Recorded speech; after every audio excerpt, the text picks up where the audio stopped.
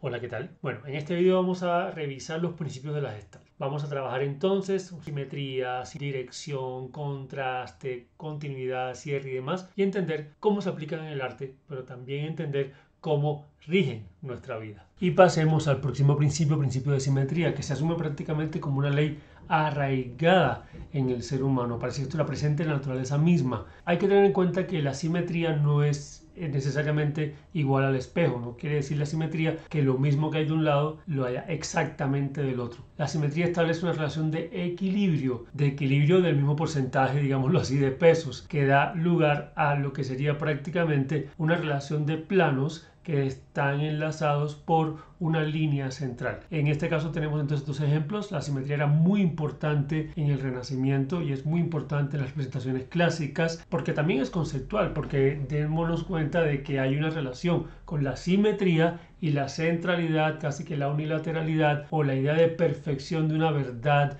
de un pensamiento, una idea de divinidad. Entonces también hay una relación con la forma en que se entiende el conocimiento y que se entiende también la composición. Una cosa es la simetría en una cultura, en un contexto determinado, y otra cosa es ya cuando pasamos a elementos, por ejemplo, futuristas o a otro tipo de composiciones de la modernidad que rompen de hecho la simetría porque están hablando de otro tipo de formación también en términos de pensamiento, en términos de cultura. En este caso tenemos a Piero de la Francesca y tenemos esta pieza que da una simetría centrada fundamentalmente en esta figura esencial que marca el origen, que es la figura del huevo que está marcada acá, y cómo lo arquitectónico también tiene que ver con esta simetría y que era también la arquitectura muy importante en la presencia de la pintura. Tenemos entonces esta relación que no es de espejo exacto, pero que sí plantea una relación de simetría por similitud, dado que prácticamente la cantidad de personas que están a un lado de la composición, al lado de la Virgen, es la misma cantidad que está al otro lado de la Virgen, aunque sean personas diferentes con características diferentes. Lo mismo pasa en el caso de los embajadores de Holbein el Joven. Y en este caso, como vemos también, hay una simetría, hay una relación que también está acompañada por otro principio que vamos a ver después, recordémoslo desde ahora, que es el de la similitud, principio muy importante en la Gestalt y que da lugar a esta relación simétrica en un plano, en una composición, porque hay dos figuras que no son exactamente iguales, pero son similares y nos permiten esa relación simétrica marcada por una línea central. Ahora miremos esta aplicación del principio de simetría en estos ejemplos que se mueven entre la modernidad y la contemporaneidad. Por un lado tenemos a Shirin Neshat, una artista iraní que nos da esta simetría, insisto, y la ratifica como un asunto conceptual. En los dos casos, de todas maneras, la simetría no es solamente un tema compositivo, sino que también es un tema conceptual en tanto que ratifica una idea de imposición, de algo que parte al cuerpo a la mitad y que tiene que ver también con un paradigma, con una regla, con algo que fuerza, con algo que se impone, en este caso sobre el cuerpo de la mujer, en los dos casos sobre cuerpos femeninos. Entonces en el caso de Shirin es como esta arma que es defensa, que es violencia, pero que también es el arma que toma ella, parte el cuerpo a la mitad, parte el rostro a la mitad, y aquí tiene que ser simétrico para que ratifique esta noción conceptual que también tiene que ver con una crítica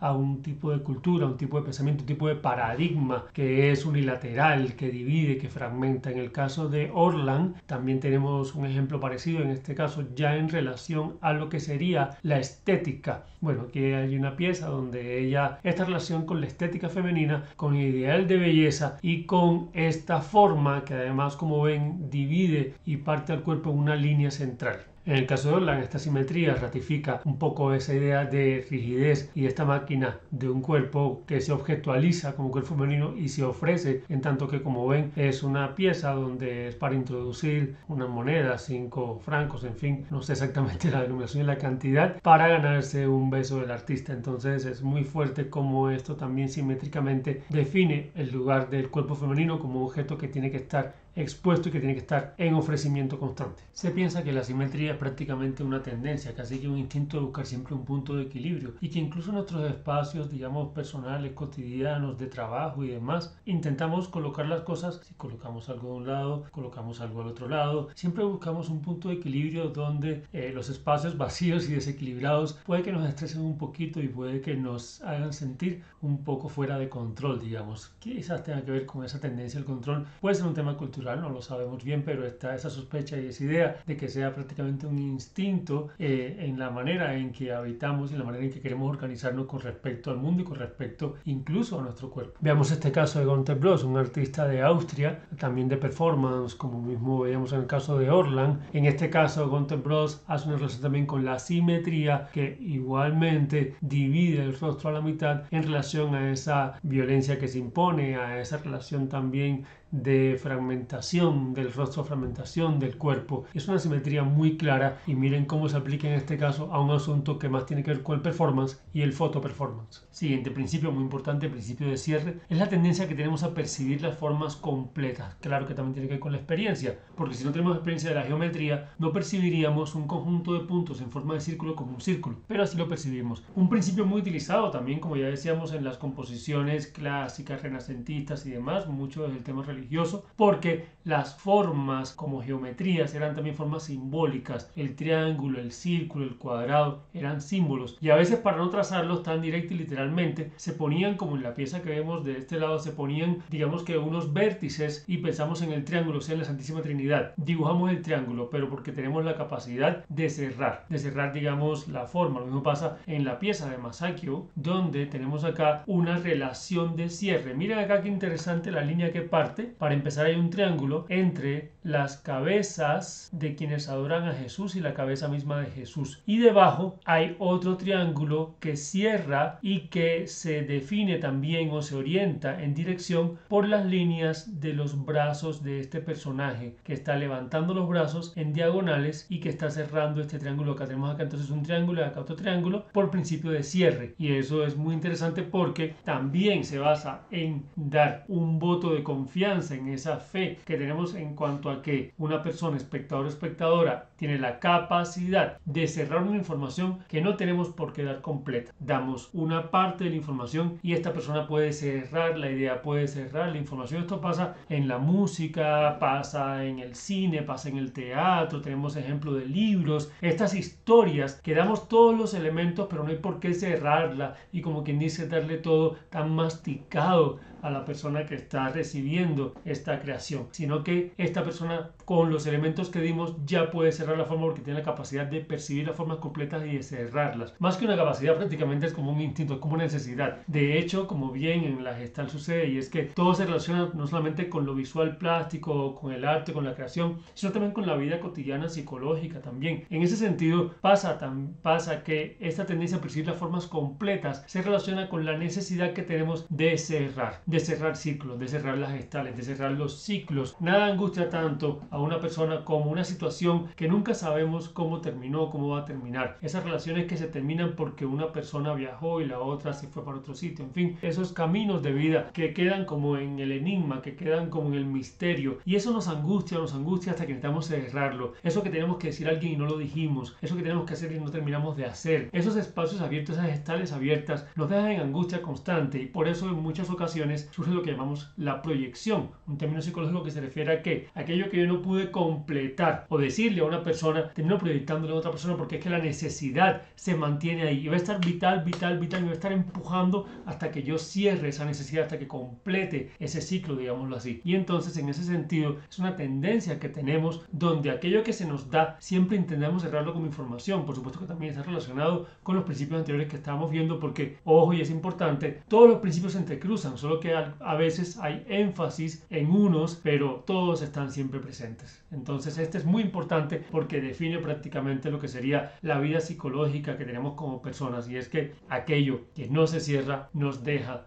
en constante angustia. Entonces, ¿qué tenemos acá? Parece muy claro. De este lado, un cubo. Ahí lo vemos claramente. Incluso podemos decir que acá abajo tenemos el rostro de un Stormtrooper de Star Wars. Y de este lado tenemos evidentemente una pelota de fútbol. Y arriba, ¿qué tenemos? Tenemos entonces arriba dos triángulos. Pero en realidad eso no lo estamos viendo porque no existe. Nuestros ojos no están viendo los elementos que acabo de decir. Acá no hay un círculo. Hay unas líneas fragmentadas. Acá no hay un rectángulo. Acá hay unas líneas fragmentadas. Acá no hay un cubo. Acá lo que hay son unas esquinas, digamos, pero en realidad un cubo no lo hay. Acá hay unas manchas. no hay un rostro de un Stormtrooper. Acá no hay una pelota de fútbol, hay unas formas solamente negras, porque la línea para cerrar esa pelota de fútbol, ese círculo de la pelota de fútbol, del balón de fútbol, esa línea no está dibujada, no existe realmente, o sea que nuestro ojo no la está viendo. Lo que no está dibujado, lo que no está en imagen, nuestro ojo no lo está viendo. Acá arriba tenemos entonces que ahí hay un triángulo blanco, no lo hay, porque es que no hay líneas que cierren ese triángulo blanco. Y el triángulo que está detrás son unos ángulos solamente. Entonces ni aquí tenemos un triángulo y aquí otro triángulo, porque aquí no hay líneas que cierren un triángulo. De hecho no hay nada. De hecho lo que hay son unos círculos con una boquita abierta semejante a la del Pac-Man, igual acá. Y aquí hay unos ángulos. Aquí no hay una pelota de fútbol, no hay un balón de fútbol jamás. ¿Por qué? Porque no hay una línea que cierre un círculo. Lo que hay son estas manchas en un espacio totalmente vacío y en blanco. De hecho no hay una figura, no hay una forma cerrada. Acá no hay un Stormtrooper, aquí lo que hay son unas manchas. Acá no hay un cubo porque sencillamente no hay líneas que definan el cubo. Hay círculos que están cortados, que tienen unas áreas blancas. Aquí arriba no tenemos un rectángulo, tenemos unas líneas cortadas y aquí no tenemos un círculo. Entonces, si nuestro ojo no lo está mirando porque no está, porque no existe, porque está en blanco, ¿cómo la forma es interpretada? Porque según la Gestalt y según la percepción, el que ve o quien ve no es el ojo. De hecho, el ojo capta la imagen, digamos, erróneamente, por decirlo de alguna forma. Capta la imagen borrosa, con puntos, invertida, plana, y desde donde percibimos es desde la mente, desde el pensamiento. El cerebro es el que percibe, el que complete, configura la imagen, y la completa y la configura por una relación de experiencia que ya ha tenido con el objeto, con el símbolo, con la figura geométrica, etcétera, con la imagen con la que estamos relacionando eso que estamos viendo, porque la imagen no está, nuestro ojo no lo está viendo. A percibir se aprende, y se aprende a partir de la experiencia. Y gracias al principio de cierre es que podemos ver un balón de fútbol, unos triángulos, un círculo, un rectángulo, un cubo, un rostro de un Stormtrooper, que además tiene que ver también con una experiencia de un contexto cultural y con un contexto de la información, porque en realidad esas formas no existen, o sea, no vemos con los ojos, construimos con el pensamiento. El principio de cierre en el campo de lo sonoro y de lo musical se hace evidente en un ejemplo como este, el álbum Dark Side of the Moon de Pink Floyd, donde el final del álbum es igual al comienzo, o sea, como comienza, termina el álbum, lo cual nos permite dibujar una especie de círculo sonoro y algo que no termina nunca, un ciclo que no termina nunca. Eso se hace en varios álbumes de música, se utiliza este recurso y es total de cierre. Seguimos con el principio de continuidad. Es la posibilidad de sugerir un principio de la información y no darla toda, sobre todo no hasta el final. Por el contrario, permitir que el espectador la continúe de manera infinita, o sea, no terminar, no marcarle un cierre, que no se defina claramente cuál es el final de esa información, si es información visual, sonora, temporal, de escritura.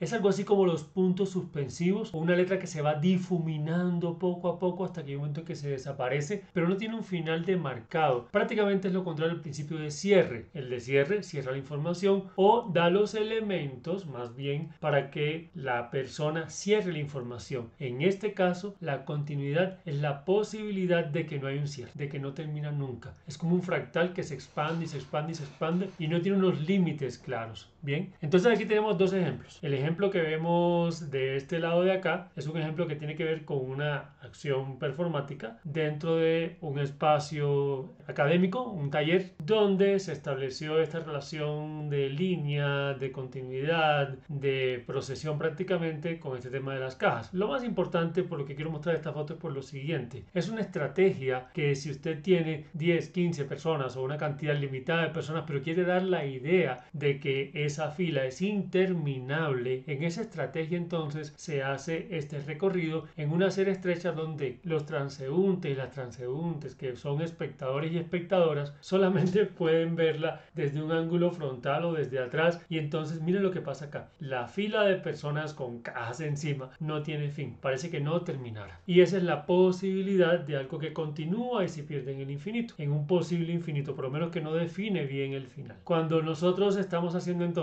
una intervención en un espacio cerrado, lo importante para dar idea de continuidad, de que no hay un límite determinado, es difuminar lógicamente los límites. Entonces, en este sentido, la oscuridad, la nubosidad, la transparencia, la proyección en una especie de calidoscopio, si uno, y hagan la prueba, si uno pone una cámara hacia el cuerpo y un videoproyector que proyecta la misma imagen que captura la cámara está también sobre el cuerpo, se crea una especie de espejos infinitos, como cuando uno pone unos espejos frente a otros. En fin, esa posibilidad de la perspectiva. En el caso de esta pieza de Olafur Eliasson, que es un artista de Dinamarca muy importante en la noción de espacios, que se ha dedicado a crear espacios para crear experiencias sensoriales, donde está pensado para el cuerpo de quienes entran en estos espacios. Tenemos este ejemplo donde en un espacio cerrado, esta nubosidad, esta cuestión de neblina, difumina completamente el espacio y hace sentir que este puente se pierde como un puente levadizo, pero que no tiene un límite, que no tiene un fin. Esto es muy importante en el principio de continuidad y es muy interesante porque uno no tiene que cerrar, uno puede dejar que la información o que lo que uno emite prácticamente se pierda en el tiempo. Tenemos aquí entonces estos ejemplos, son unas fotografías de Andreas Gorsky y es muy interesante porque aquí se da la continuidad. Insisto, si se quiere dar una idea de continuidad, la estrategia adecuada es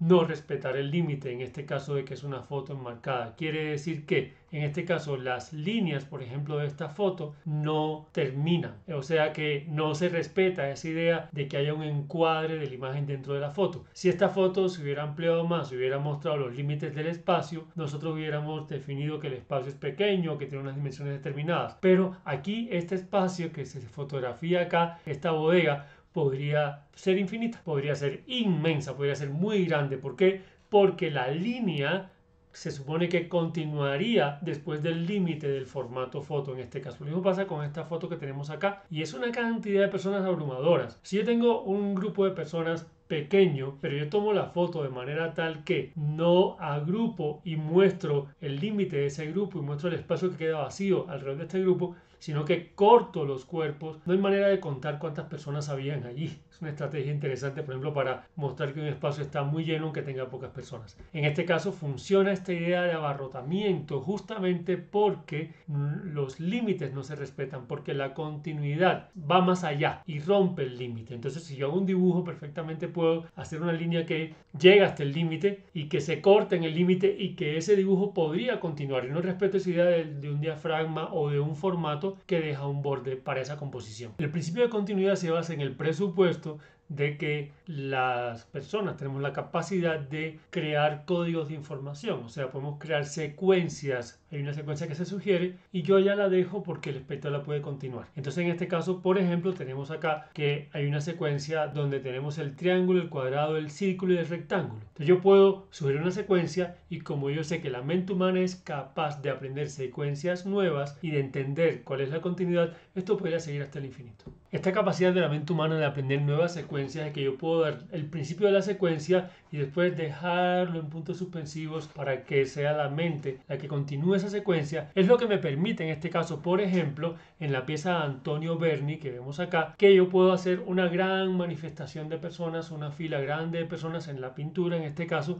y los primeros rostros están muy definidos, pero al dar esa idea de que son rostros, los rostros que están al final pueden ser puras manchas, pero el espectador no va a decir, ah, son manchas, no, va a asumir que son rostros. ¿Por qué lo asume? Porque es capaz de construir secuencias nuevas y porque, como ya dijimos, uno no ve con los ojos, sino con la mente. Pasa igual en el caso de Renoir. Entonces, la primera imagen hace que los cuerpos estén bien definidos y a medida que se van alejando, que se van distanciando, los cuerpos se van volviendo más ambiguos, son puras manchas, prácticamente no hay cuerpos, hay manchas, pero yo asumo que son cuerpos en tanto que los primeros en la secuencia eran cuerpos, igual que pasa en la manifestación, y yo puedo aprender secuencias nuevas y asumir esa idea de que continúan en mi voluntad perceptiva, que es lo que se refiere a cuando yo participo de una ficción, pero me hago cómplice de ella. Aquí vemos entonces otro ejemplo de continuidad y volvemos a Philippe de Coufflet. Y estamos en esta idea de la imagen casi fractal de un cuerpo que se expande, no respeta los límites de esa expansión y el cuerpo sigue extendiéndose. ¿Y hasta dónde podría extenderse? No sé, podría ir mucho más allá porque no hay un límite definido, hay una continuidad. Otro ejemplo de Philippe de Coufflet y una situación de continuidad a través del espectro del cuerpo que se sigue expandiendo. Dos ejemplos más de continuidad, y en este caso es el de Höhler, con esta instalación de bombillos, instalación de luces, que además tiene algo interesante para que tengamos en cuenta, y es lo siguiente. Cuando un artista plástico hace una exposición en una sala de exposiciones, el espectador en su voluntad perceptiva asume y participa de la complicidad y de la ficción de que la pared que le tocaba al artista era todo su universo. Entonces, cuando uno como artista no respeta esa cuestión, digamos, museográfica, y es que la pieza debe dejar un espacio en la esquina de la pared y que hay unas franjas en torno a la pieza, etcétera, esas distancias museográficas, sino que uno lleva la pieza de extremo a extremo de la pared, es como lo que pasa cuando uno no respeta los límites del papel y sugiere una continuidad que podría ir hasta el infinito. La continuidad en este caso de Jeff Koons con estas piezas que reflejan imagen es la continuidad del espejo. El espejo es un elemento para sugerir continuidades porque el espacio se continúa en el reflejo, lógicamente. Este efecto de continuidad de Wong-Hu Lin, artista coreano, es muy interesante porque si ven acá, la pared como tal, como límite de la sala, se difumina completamente y ella crea esta relación arquitectónica casi que de ciudad, de construcciones que no tienen cuándo terminar, a través de los elementos translúcidos de la luz, de la proyección, que crea esa sensación de espejismo donde el límite se borra. Un artista en el que se hacen evidentes muchos principios de la Gestalt es este gran pintor Alex Grey, pintor contemporáneo, y aquí vemos por ejemplo cómo esta noción de fractal da con la continuidad, porque esta expansión no tiene límite para terminar y podría extenderse hasta el infinito. Les sugiero que revisen las piezas de Alex Grey, gran pintor, y todos los elementos, simetría, continuidad, dirección, en fin, están presentes, aparte de que las imágenes están muy bien logradas pictóricamente hablando. Vamos a otro principio muy importante, el principio de dirección común, que se entiende de la siguiente manera. Ante un conjunto de elementos percibimos como un todo aquellos que se desplazan a la vez o en la misma dirección. Eso implica entonces que tanto en la visualidad como en la escucha se aplica, por supuesto, entonces a cuestiones artísticas, pero en la vida cotidiana en general asumimos y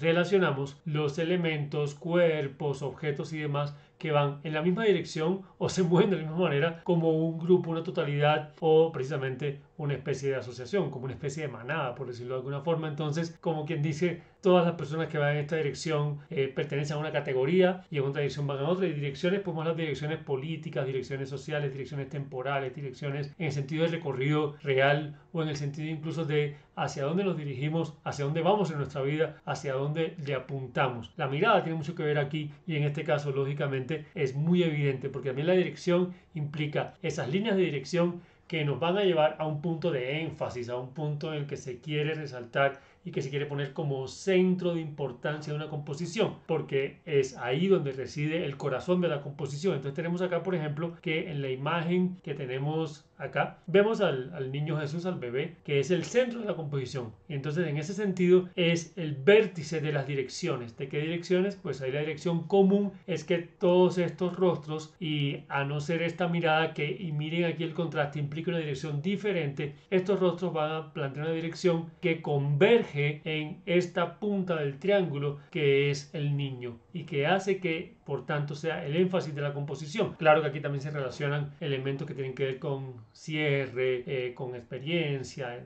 o sea, otros elementos de la Gestalt también están presentes acá. En esta pieza de la Piedad es muy interesante porque miren todas las líneas de direccionamiento, miren cómo van, cómo vienen las cabezas. De hecho hay momentos en que hay cabezas que tienen la misma línea de dirección y las miradas también son muy importantes acá. Aquí también hay una relación entre dirección y proximidad, que ya lo habíamos visto, en tanto que, como se dan cuenta, también hay relaciones por cercanía y proximidad, nada más que el rostro de Jesús acá, con quien lo ampara y lo recoge, esta alma femenina que lo está amparando. Miren como los rostros que así que se unifican. Entonces, muy importante aquí la dirección y muy importante en las representaciones plásticas y visuales, pero también sonoras, instalativas, porque también está la dirección, no solamente que tú le propones a quien está espectador o espectadora de la propuesta artística que hagas, sino que también es la dirección de quien se acerca, cómo se mueve, cómo recorre, hacia dónde mira, en qué dirección mira. Y también en esos sentidos hay una relación con, por ejemplo, la instalación que mueve y que propone formas de recorrido en una exposición, en una escultura, en una pieza instalativa, donde el espectador, la persona que va a recorrerla, está llevando unas direcciones y uno puede sugerir esas direcciones porque además son muy importantes para la lectura, porque es que la dirección va a definir finalmente cómo leemos algo. Una cosa es leer de izquierda a derecha, derecha, izquierda, arriba, abajo o abajo, arriba. Miren nada más el tema de la escritura en cada cultura y en cada territorio. La dirección define una relación también de pensamiento y de interpretación y de enunciación. Aquí podemos verlo más de cerca y claramente se evidencia la direccionalidad, cómo las direcciones acá dan cuenta de un asunto conceptual al tiempo que compositivo. Sandro Botticelli en esta magnífica pieza. Y miren acá el contraste de dirección. Aquí hay una línea de dirección que lleva todos estos rostros al punto de la unión del rostro de Cristo con quien lo recibe. Pero miren cómo esta dirección hace que estos cuerpos hagan parte de un mismo grupo, lo que decíamos. Una misma dirección implica una asociación. Sin embargo, este cuerpo que está acá contrasta con esa direccionalidad y plantea otra línea, por tanto se separa y da lugar a otra significación. Y en este caso, la dirección es fundamental porque va a dar cuenta de toda la situación, el drama, la historia que se narra en esta imagen que ya conocemos de la última cena. Muy importante la dirección porque miren aquí cómo la dirección de cuerpos, de miradas, las líneas, las proximidades, hacia dónde se dirigen, de dónde parten. Prácticamente acá la dirección parte del centro que sería Cristo. No necesariamente todo converge, sino que por el contrario hay como un distanciamiento. Y mira acá las direcciones, mira las direcciones de estas tres miradas van a la misma dirección, un poco en esa tensión, estas miradas de acá, hacia dónde se dirigen. Miren esta línea de este brazo, como lo que hace es marcar una línea de direccionamiento para también enlazarse a los otros cuerpos, y todo esto son líneas de direccionamiento. Esta pieza está totalmente regida por las direcciones. Veámoslo acá entonces en lo que es ahora sí la toma fotográfica de la pieza de la última cena de Da Vinci en el fresco que hizo en el lugar en la pared donde aquí se ven los desvanecimientos también de pigmento y demás. Tengamos en cuenta entonces la relación de direccionalidad con respecto a las situaciones internas que ocurren en esta pieza. Prácticamente Da Vinci es un referente que nos permite analizar y ver los principios de la Gestalt compositivamente hablando, en términos de, aquí lo ven, dirección, simetría, similitud. Es un muy buen ejemplo para analizarlo, revisarlo y entenderlo. Esta instalación de Zoe Leonard, artista norteamericano, es evidente en esta relación de la direccionalidad. Todas estas muñecas se vuelven casi que una totalidad, un grupo, una masa, incluso sobrecogedora, porque están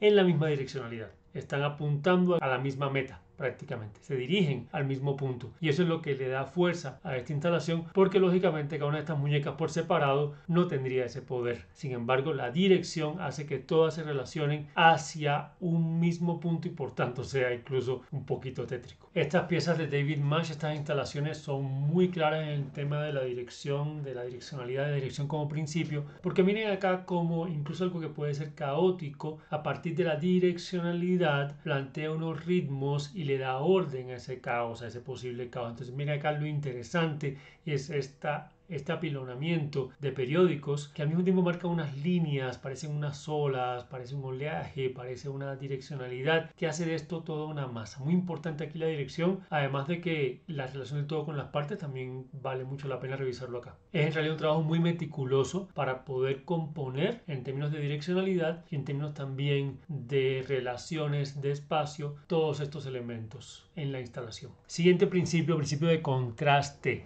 Y se asume que la percepción de un elemento resulta influida por la relación que éste guarda con los demás elementos del conjunto. Quiere decir que no hay nada más bajito, ni más alto, ni más chiquito, ni más grande, a no ser en comparación y por contraste con otros elementos. No hay nada más duro ni más blando, a no ser por contraste con otros elementos. Incluso esta relación del contraste se establece también a partir de los espacios y es muy importante tenerlo en cuenta, por ejemplo, para cuando uno hace creaciones plásticas, porque es que en el cuarto pequeño en el que trabajamos puede que un formato parezca que es inmenso y decimos, ay, este es el formato que yo quería, pero si lo colocamos en un lugar que es mucho más grande, que es inmenso, que es una pared enorme, entonces se achica por contraste. Hoy si estamos trabajando y pensamos en el concepto de la dureza y de la rigidez, usamos un material bien rígido, bien duro que nos dé lugar a ese concepto, tal como por ejemplo el metal, pero lo colocamos en unas paredes que sean piedra rugosa y grande, ese metal se convierte en papel prácticamente. O sea, el contraste es muy importante para dar cuenta de unas calidades, cualidades y significaciones. En este caso tenemos el contraste que nos plantea Mauricio Cattelan en estas dos piezas que vamos a mostrar acá, pero aquí el contraste no requiere que haya un elemento al lado del otro y que sean comparaciones directas. No es importante, no es necesario, no es imprescindible. ¿Por qué? Porque el contraste comparativo se hace con la experiencia que tenemos y aquí entra lo que hablamos de la experiencia, aquello que completa la información. Quiere decir entonces que es de total contraste en este caso y es bien extraño la imagen, la figura de un Hitler que se arrodilla sencillamente porque ese Hitler que se arrodilla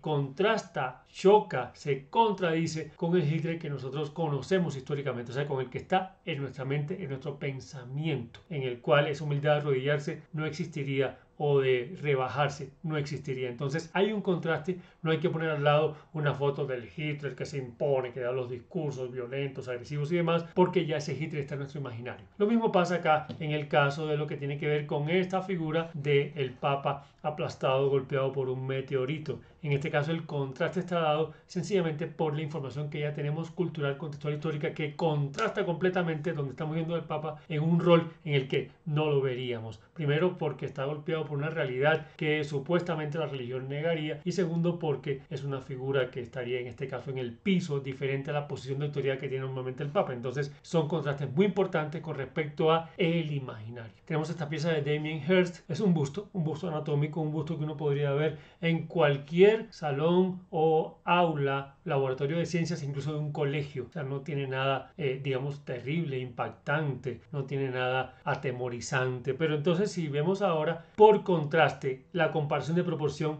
pues aquí sí vemos que el contraste funciona. Entonces ya nos damos cuenta que no es cualquier busto, es un busto que sobredimensiona por mucho nuestro tamaño corporal. Es un cuerpo inmenso, por tanto, se mantiene exactamente la misma proporción interna. El contraste está en cuanto a la dimensión. Entonces, aquí tenemos un contraste de dimensión. En el caso de Cattelan tenemos un contraste de imaginarios y significaciones que pueden ser históricas y políticas, etc. En este caso tenemos un contraste por dimensión, porque ese busto que acostumbramos a ver pequeño ahora es muy grande, lo vemos en relación al cuerpo humano, a la figura humana, y esa grandeza ya crea una connotación que pasa de ser un busto cualquiera a ser algo aplastante, impactante, incluso agresivo. Este contraste de Gregor Schneider es muy interesante porque es un contraste con la experiencia, con lo que esperamos encontrar y no encontrar. No esperamos encontrar un cuerpo acostado en un espacio que sea una galería. No sabemos tampoco qué le pasa a este cuerpo acostado. Es el contraste con lo que, bueno, de hecho, lastimosamente en las ciudades últimamente podemos encontrar cuerpos acostados en las calles, hablando de habitantes de calle y personas que viven en las calles y demás. Pero eso está en la calle. En la galería no deberíamos encontrar esto. Entonces siempre es un contraste de la experiencia que resulta ser chocante. Pero además tengamos en cuenta algo muy interesante y es la relación de contraste, porque es el contraste del espacio vacío blanco con este cuerpo que está acostado en una esquina. Donde este espacio tuviera nada más que un pequeño elemento, ya no funcionaría el contraste. Ahí funciona porque el contraste está entre el vacío total y este cuerpo allí que además no sabemos bien qué es lo que le está pasando. Y tenemos otros contrastes que son contrastes también de tono, contrastes cromáticos, blanco y negro, etcétera, pero también de materia, de textura y de significación. Tenemos acá entonces estas dos fotografías de Mario Cravo Neto, gran fotógrafo brasilero, magnífico fotógrafo. Y tenemos acá entonces, por ejemplo, lo que tiene que ver con esta pieza de acá, la que tenemos aquí abajo, que es un contraste entre la suavidad, un poco la fragilidad de este cuerpo femenino, de la piel y la dureza de la piedra. Pero también miren el contraste cromático. Lo mismo pasa en este caso. Bueno, Mario Cravo Neto es un artista que trabaja muy fuerte con las tradiciones afro-brasileras y con el tema ritual y demás. Y tenemos acá en este caso este cuerpo también femenino que contrasta con digamos, la textura y también la coloración de la paloma, de esta ave. Entonces muy interesante estos contrastes, como vemos acá, que dan cuenta de cuerpos distintos que se contraponen y al tiempo que plantean entre ellos una especie de dualidad. Como se dan cuenta, finalmente son muy importantes los principios de la Gestalt, son una buena estrategia si queremos compartir o crear o en fin, emitir algo como desde la creación, digamos. Pero también tengamos en cuenta algo muy importante. Estos principios, según la Gestalt, son principios de la percepción, son teoría de la forma, pero desde la percepción. Quiere decir que no existen solamente cuando yo creo formas, sean cuales sean estas formas, sino que existen desde el momento en que yo percibo la realidad, o sea, existen. Según la Gestalt, los principios de la Gestalt existen, siempre existen, nos rigen y nos rodean todo el tiempo. En la realidad que nos rodea hay simetría, hay direccionalidad, hay cierre, hay continuidad, etc. Y está dada en la percepción, o sea, en la manera en que percibimos el mundo. Pero está muy interesante y es muy válido y muy enriquecedor ser conscientes de estos principios y llevarlos más allá de la percepción a la creación, a la comunicación, a la enunciación y al entendimiento también de lo que somos como personas y como seres perceptuales, más allá de la visualidad, también atravesando todas las posibilidades sensoriales del cuerpo, sonoras, táctiles y demás. Espero que les haya servido y que les haya gustado y bueno, es todo. Chao.